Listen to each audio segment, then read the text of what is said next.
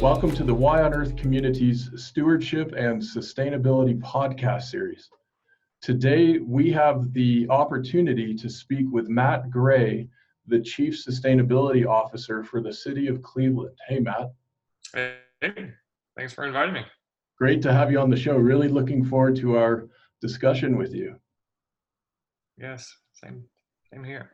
So, Matt works on all things urban sustainability and leads the Sustainable Cleveland 2019 initiative to create a thriving green city on a blue lake. He is responsible for advising the city on policies related to sustainability and leading implementation of the Cleveland Climate Action Plan. This position follows completion of a U.S. Fulbright Fellowship in Mauritius, where Matt researched climate change impacts and governance. Prior to receiving this grant, he served 4 years with the U.S. Department of Energy's Federal Energy Management Program. Matt worked largely on green building and climate change, serving as chair of the Interagency Sustainability Working Group to make green building standard practice throughout the federal government. Matt, it is just such a joy to have this opportunity to speak with you today. And I know that as a chief of sustainability for the city of Cleveland, you are really positioned at the nexus of so many different stakeholders in government and private sector and the general public. And I'm just curious, sitting there at that center point, what is that like for you day in and day out? Well, I've had a variety of jobs, and this has been my favorite one because it's really interesting. I like the word you use, nexus, because it's very real. We are doing day-to-day projects, a specific street, what kind of complete street, work do we do to make it more bicycle or pedestrian friendly, to the specific solar, array we want to put on this city building. But then we also work with, 200 plus other people like me throughout North America, other sustainability directors or sustainability chiefs, all collaborating to really, collectively have, very significant impact in cities really across this country. So it's a great position to be in, to have really focus on real projects, but also be part of this bigger conversation on how do we create national, but also global impact. Yeah, it's so important, obviously, to have that national scope or even that global perspective with all that we're doing, while also really mobilizing on the ground in neighborhoods, in communities where we can affect specific and substantial change. Mm-hmm. Yeah, I think that is right. The neighborhood focus, especially in Cleveland, is where it's at. We have our Cleveland Climate Action Plan. We launched that in 2013, and then we updated it last year.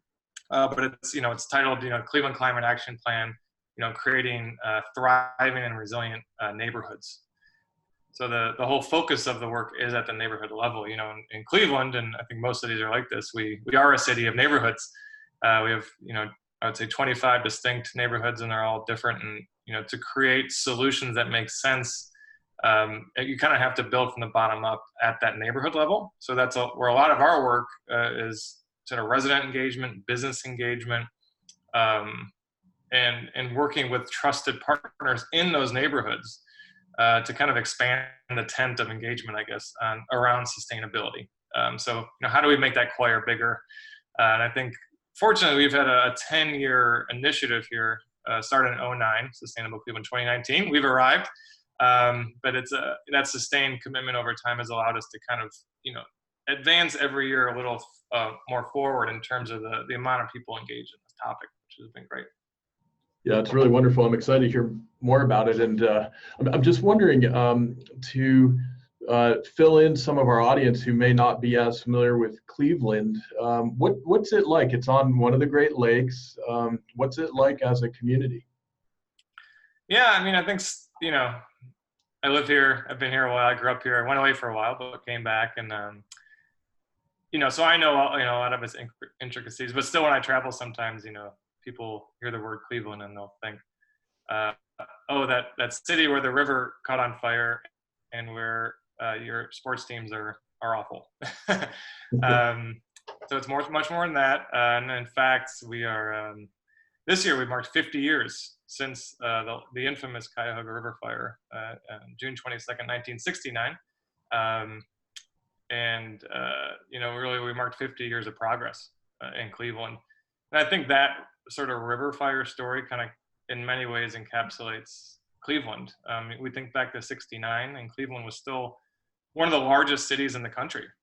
Really industrial manufacturing city, made a lot of things, still do, but and then, over that time, really since World War II, our population decreased significantly from about 1 million to today, it's a little less than 400,000.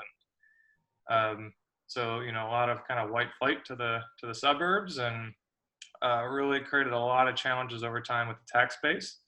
Lost a lot of manufacturing jobs. But what's exciting is that I think for the first time maybe since World War II, we've seen sustained progress really over these last 6, 7, 8, 10 years, especially since the recession. I think it gets people feel like this time it's real. There's sort of been fits and starts of a comeback for Cleveland, I think, over the years, but this one feels right. And the whole idea with Sustainable Cleveland is how do we transform this economy in Cleveland so it's a sustainable one. And I think our Mayor Jackson, that was his focus from the beginning. As we rethink what the city looks like, how do we do it in a way that really makes us more resilient to these kind of external shocks like a recession. So that's been a lot of the focus of the initiative. I'm really interested. So, I have my family and relatives hailing from the upstate New York region, which is also in that Great Lakes zone, also was at the heart of the country's industrial mechanism back leading into World War II and past World War II, and has seen a lot of economic decline since then, as has much of that Great Lakes region. And I'm curious, with some of the developments now with communication technology, advances in things like the internet, and what basically is enabling entrepreneurs, business owners, and others to locate just about anywhere. How does that play for your guys' work around sustainability? Yeah, and that's interesting. I mean, we have lost a lot of the big industry, but there still is a lot left. Just in Northeast Ohio, there's still 6,000 manufacturers. In the city of Cleveland alone, there's 900. And when you look at our carbon footprint for a city, it looks a lot different than almost every other city out there that's doing carbon footprints. The industrial sector is still the biggest sector in terms of emissions. We have a steel plant, a big steel plant that still operates in the city. So, some of our work, is some of the traditional stuff you'll see in a lot of cities. We work with a lot of residents, residential buildings, commercial buildings, certainly fleets, but we also need to engage in that industrial sector, which in many ways can be difficult, especially these small and medium-sized manufacturing companies. So that's still there, but I think like some cities, Pittsburgh is a good example. They're our arch nemesis, but I will give them a shout out. They did do a good job of sort of diversifying their economy, and Cleveland's certainly on that road as well. We're not going to be a solely industrial economy. So healthcare in Cleveland is huge. We have the Cleveland Clinic, university hospitals, and others, huge employers. And in fact, the clinic is the biggest employer now in the city of Cleveland. IT is growing. There's a lot of work around kind of smart city type technology, which is exciting. So we are diversifying. But what's interesting thinking about the Great Lakes, and where you're from too, it's when we think about the long game, especially with climate change, and you do that back of the envelope analysis of where businesses are going to want to locate, where people are going to want to locate. It's up here. Honestly, we have access to fresh water. 20% of the world's fresh water in the Great Lakes. We don't have, in general, giant natural disasters. Our weather is mild, comparably, and our infrastructure is there. We are a city, again, that was built for more people. We have sort of excess capacity to welcome more businesses and residents. So I think you're going to see over time that Great Lakes cities, I think there's going to be a lot more migration, climate refugees, whatever you want to call it. But I think we're going to see more and more people kind of moving back to the Great Lakes and to the Midwest. Yeah, that's a really interesting forecast, and I've certainly heard others mentioning the same. And of course, I'm located out in Colorado, the semi-arid Rocky Mountain West, where water is such a precious and it seems increasingly limited resource. So hopefully we'll have opportunities as a society to see more balancing around all of that. And to have that much fresh water available is obviously an incredible gift and clearly a resource that hopefully we are all doubling down to really protect and make sure we don't pollute and take good care of that, because 20% of the world's fresh water, that is quite a lot.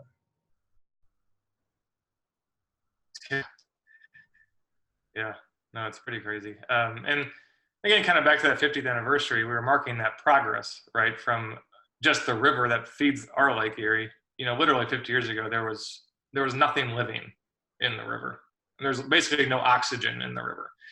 And it actually caught on fire 13 times over the course of 101 years, dating all the way back to 1868 was the first time a river caught on fire. And many rivers actually caught on fire across the country, especially the Midwest. But as we looked back, it was, what made this progress? How did we get from no life in a river that's burning to over 70 species of fish surviving and thriving, many of which only survive in very clean water, and where we have a shared river with industry still, going to the steel plant, but also recreation, more and more recreation everywhere on the river. And how did we get here? It was a combination of determined local action over 50 years, combined with strong federal and state policy. I mean, that's how you scale up progress. And so a lot of what we do in the cities is our part, right? We do what we can on local policy and progress, but our ceiling is here. To get to here, really we do need that strong base of state and federal policy, I think, that to accelerate progress even further. So that's kind of how in our position the local government interacts with regional, state, federal government, and international too, the UN. Right, exactly. It's such a curious and bizarre and probably a perilous time at the moment in that at the level of the global community, the international community, we have general consensus around major existential challenges or crises like the climate crisis. And we have at cities, municipalities across the country, a general consensus of the same sort. Many states are responding now to deal with the incredible challenges we have ahead of us. But we, of course, have at the the federal level right now in the United States, a very different situation going on. And I'm struck that in the United States, we now have cities, municipalities representing well over 50% of the total population of the country, who have effectively signed on to the Paris Climate Accord, who have effectively said, yes, this crisis is real and we're going to do everything we can to deal with it. And you're part of that. And I'm wondering if you can share with our audience what that looks like in terms of all the cross collaboration going on with your colleagues. You mentioned Pittsburgh, and I know you're networked with other sustainability officers throughout the country.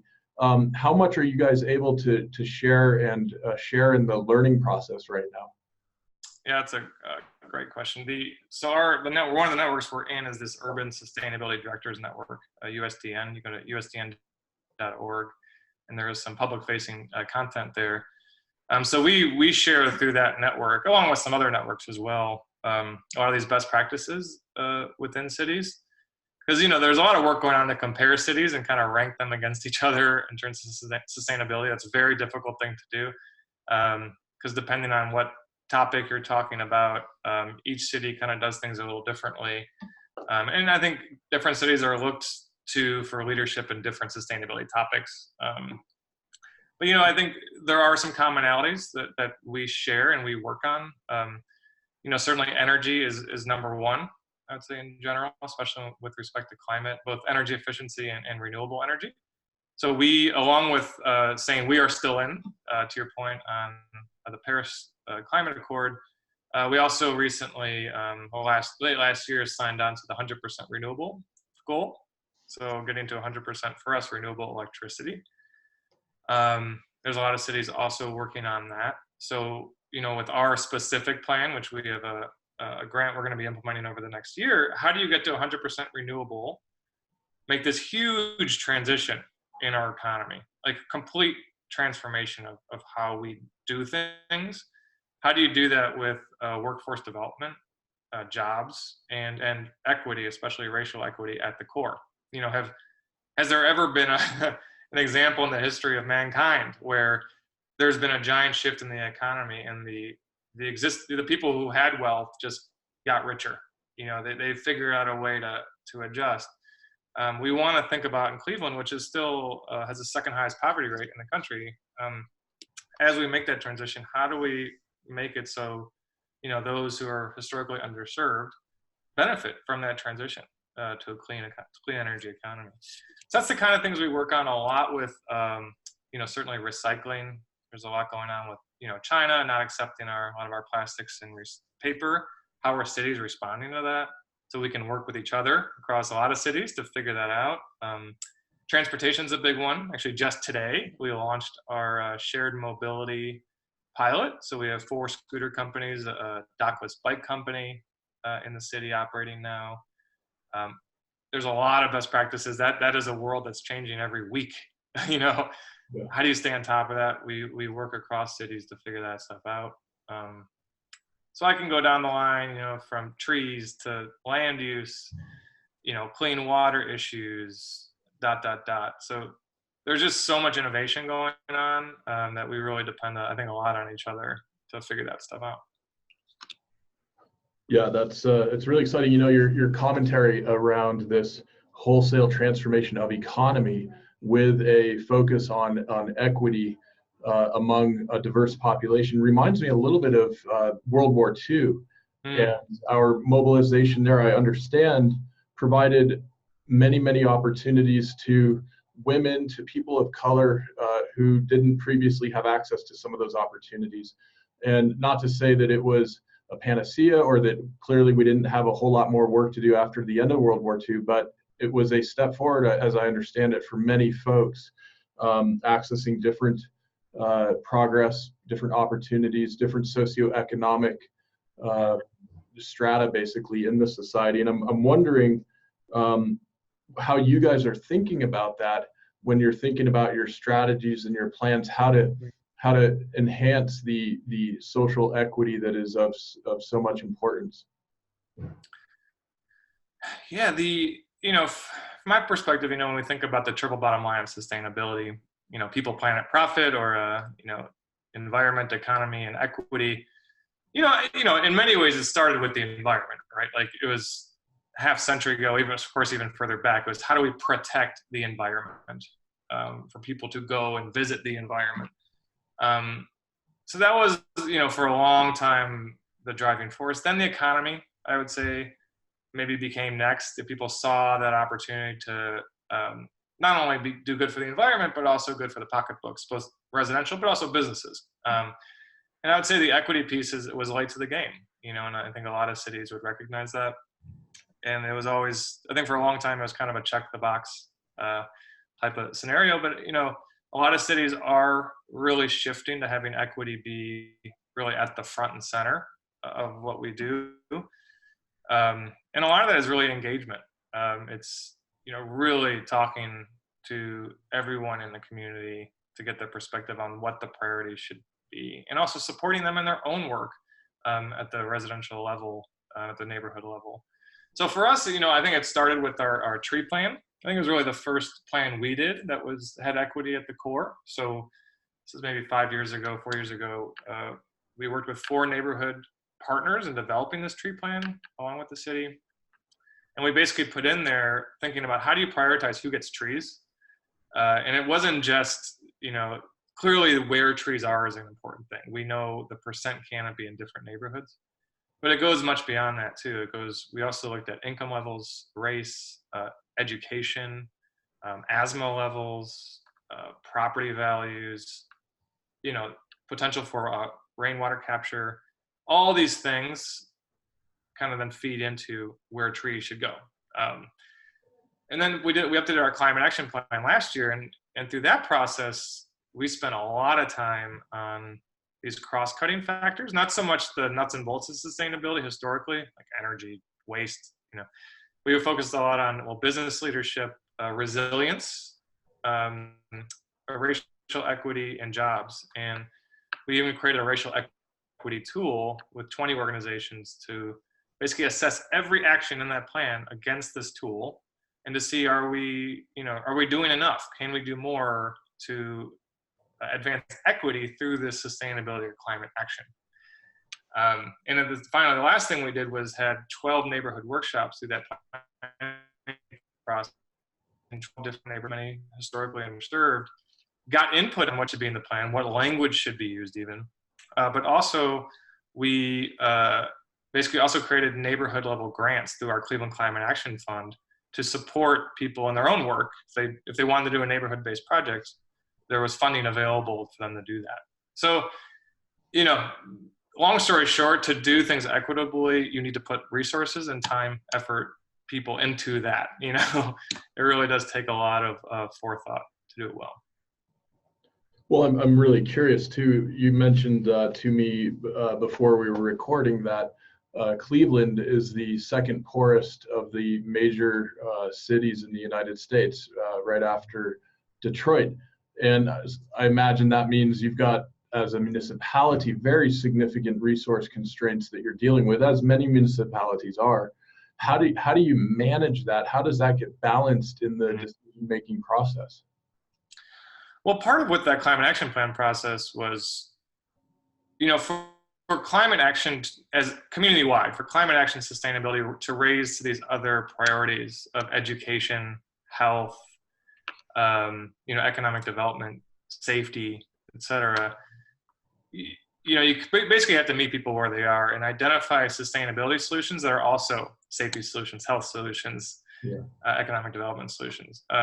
So that really is the focus of our plan, is putting that forward as a priority. And the other piece, which was critical for Cleveland, is anything we do well and big has to be done in collaboration. So we had 90 organizations as part of this planning process. And anything, again, our Cleveland Tree Coalition, we need to double our tree canopy in a dozen years. That's our goal. We have over 30 organizations as part of our tree coalition. So that's a lot of our work, honestly, and a lot of other cities too. We sort of act as a convener, collaborator on these topics, and it's sort of a neutral one, right, as a local government, to bring all these parties together to go forward in a at least fairly consistent, straight path, but while allowing for innovation along the way. So that's a lot of what we do as an office, is that identifying those opportunities for collaboration and then bringing those parties together. One of the things I love about the approach you're describing is that when we approach challenges with a design mindset and we layer in multiple benefits and are seeking to basically solve for multiple interrelated problems, it seems our thinking actually can evolve and get to a more ecological versus a highly linear or highly mechanistic understanding of how these systems are actually working. And my perspective is that, having studied design and all of this for many years, is that the ecological framework is actually much more accurate and apropos for working with and making change within very complex systems. And it sounds like that's exactly what you're doing day in and day out. Mm-hmm. That's exactly right. And it's interesting. So we launched Sustainable Cleveland 2019 10 years ago, and I hadn't started yet, but there was a 3-day summit, and like 600, 700 people showed up for 3 days to kind of co-create what sustainability means for Cleveland and Northeast Ohio. And that was the whole kind of mantra, was this is a larger ecosystem.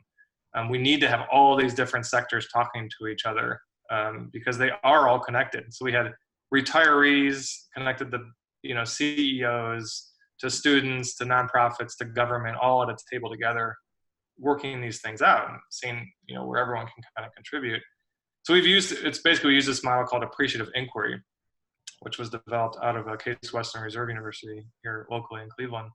David Cooperrider really created it. And it's been used everywhere at this point, at the UN to many other businesses. But the whole idea is to allow for that sort of organic innovation, really, through these large, complex businesses or cities in our case. And also to not go look at things from a problem-solving perspective, but almost how do you build from strengths to address the challenges you're facing as a city?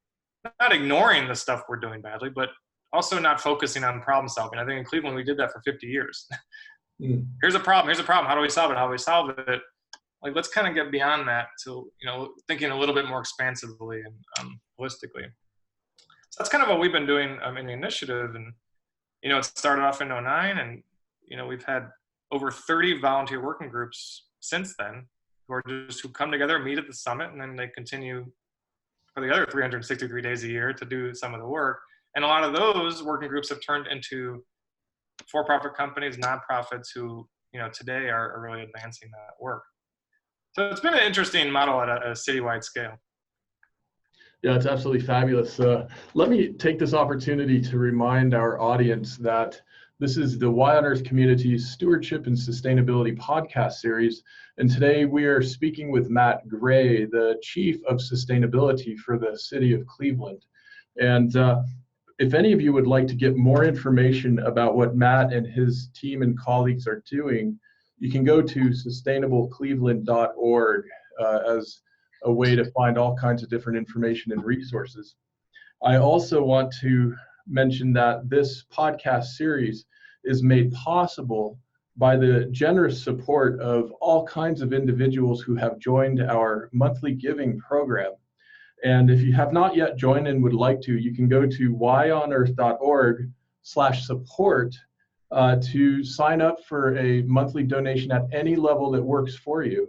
And when you join, I'll be sure to send you a special code so that you can download for free all of our ebook and audiobook resources, and you can even share these with your friends and colleagues. So be sure to join the monthly giving program if you haven't yet, yonearth.org/support. And I'd also like to thank some of our corporate and organizational partners and sponsors helping us with our community mobilization work all around the country. This includes our big upcoming Midwest and East Coast tour this November and our Coast to Coast tour in 2020. These sponsors include the Association of Waldorf Schools of North America, Earth Coast Productions, Equal Exchange, the International Society of Sustainability Professionals, the Lidge Family Foundation, Madeira Outdoor, Patagonia, Purium, and Waylay Waters. So a huge thanks to all of you for supporting this work. And it takes obviously a village, way more than a village. It takes massive coordination and collaboration for all of this to be happening. And Matt, that's probably something that resonates for you in a big way. It sounds like you are interfacing with so many different organizations and stakeholders. I imagine sometimes that can get a bit intense and even perhaps a bit overwhelming. And I'm just curious for you on a personal note, what are some of the practices you have to help maintain that balance, that health, that well-being in your position of leadership that's so important to this kind of work that you're mobilizing? That's a great question. Actually, there's a lot of work going on now in personal sustainability, even among our network. Certainly for me, I have a 2.5-year-old Grace, no longer baby Grace, but just Grace. So it definitely helps provide perspective for me, recharges me. Certainly they're less sleep at times, but it doesn't necessarily mean less recharged. So I think I definitely get a lot from her. And, I think certainly we have a leadership role in the community. But I think this idea of shared ownership in a city, not just, me, but like all these companies and all these nonprofits working together, it's really, internalizing that, I think, can take the load off a little bit. And then people aren't necessarily looking at you for all the solutions, and I think that helps a lot. They can get overwhelming when the city government or any organization just tries to take on too much itself. And that also means that sometimes if there isn't community-wide buy-in on something, even though you think it's personally important, then maybe you shelve that for a little bit. And I think that's what we've had to do, on different initiatives. Is, okay, maybe we're just not ready for this because it'll just be such an uphill battle, and our personal sustainability will suffer for it.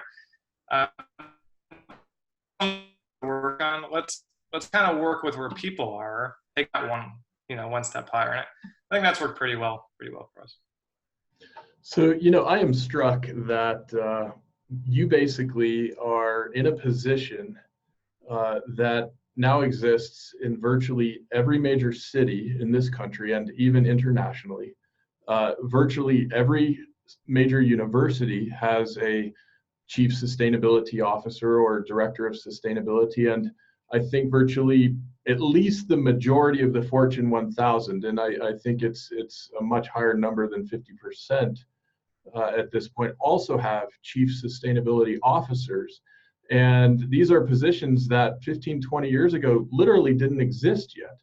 And yeah. I'm curious, two-part question. One, how did you get into this? What was your personal path from, say, your middle school or high school days that got you here? And two, what is it like to be right at the fore of such massive social change as evidenced by the emergence of this position in virtually every major institution in our country?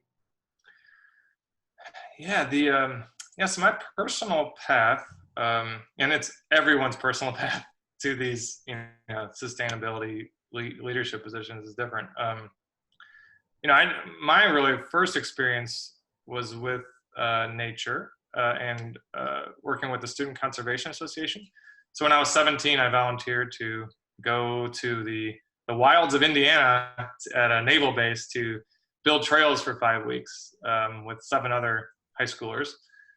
Never had gone camping in my life, and it was a really transformative experience for me. Just the hard work, first of all, kind of sweat equity you put in, but just being out there every night camping for 5 weeks straight was really transformative for me. So for me, it kind of started with conservation ethic.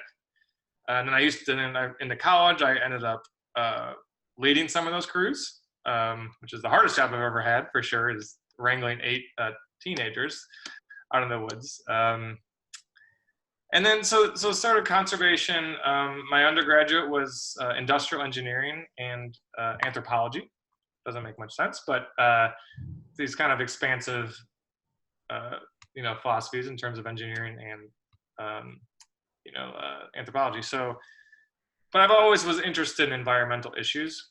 So after I graduated, I went to Vermont, worked for a nonprofit there on water issues, and I went to the private sector, worked for Accenture, a big global consulting firm, to work on energy issues, luckily.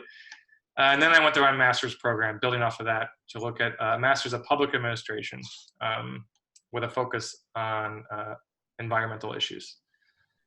So that kind of set me up. Then I worked for the federal government for 4 years. So I went to DC. It's called a Presidential Management Fellowship. If anyone out there is interested in federal service, it's a great entrance into the federal government. I did 4 years on green building, energy work. Wanted to get more work in climate change, resilience, and adaptation.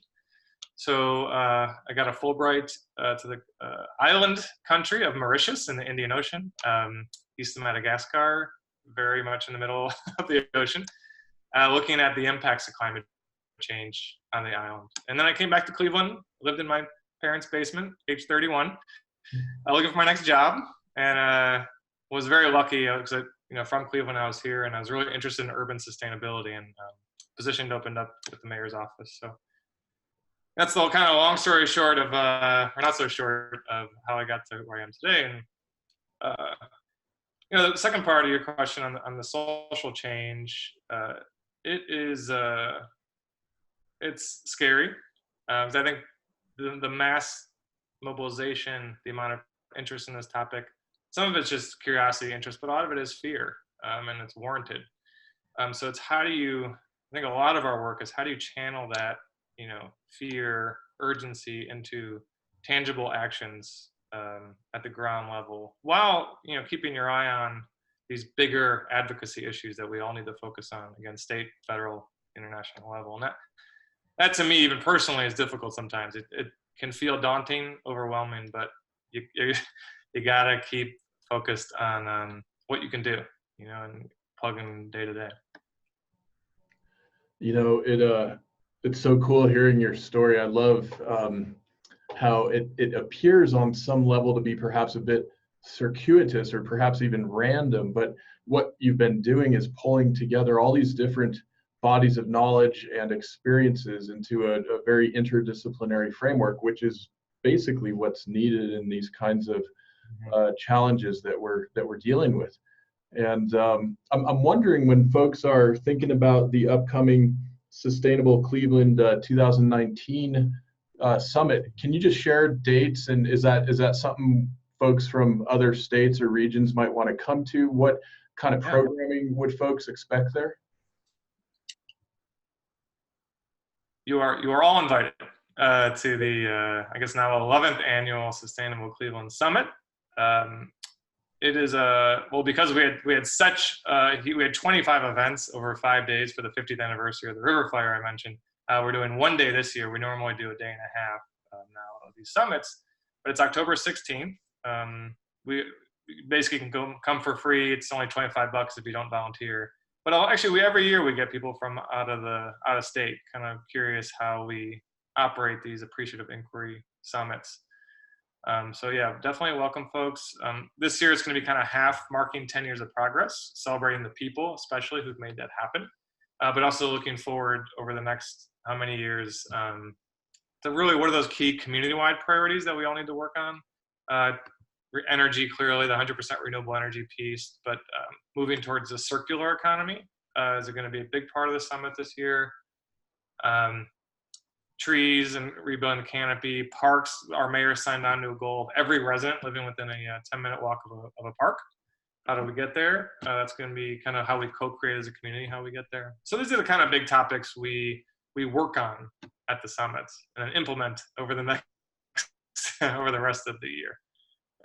Yeah, fabulous. I know at least one of our key ambassadors is going to be at the summit, and I'm just so excited that the Wine Earth community will have some connection there.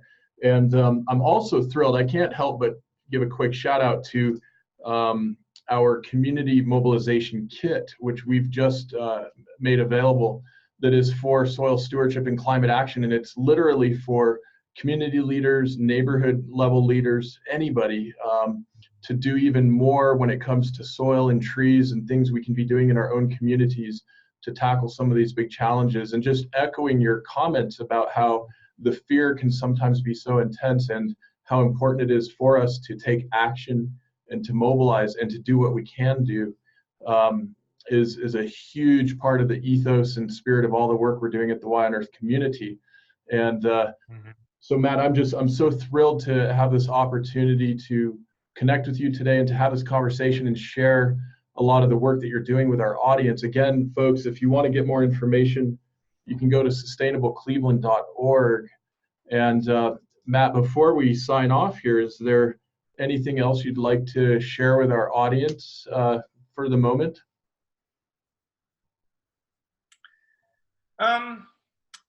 Just that last point you mentioned about, I guess, kind of the skill set, this collaboration piece. And I do like to mention when people ask, like, how do you get into sustainability?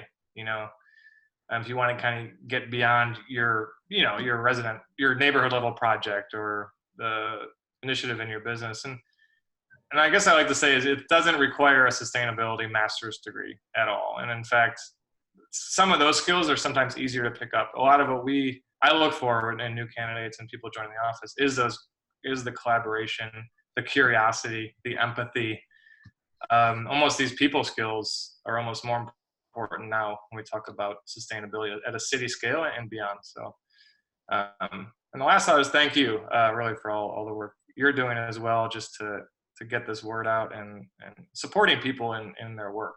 Thank you. Absolutely, Matt. Well, it's been great talking with you today. Really appreciate it. Thanks again. Great. Thank you. Take care. You too.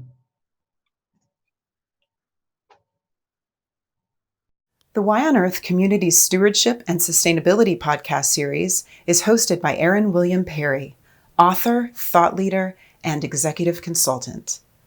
The podcast and video recordings are made possible by the generous support of people like you. To sign up as a daily, weekly, or monthly supporter, please visit yonearth.org/support. Support packages start at just $1 per month. The podcast series is also sponsored by several corporate and organization sponsors. You can get discounts on their products and services using the code YONEARTH, all one word with a Y. These sponsors are listed on the yonearth.org/support page. If you found this particular podcast episode especially insightful, informative, or inspiring, please pass it on and share it with a friend whom you think will also enjoy it. Thank you for tuning in. Thank you for your support. And thank you for being a part of the Y on Earth community.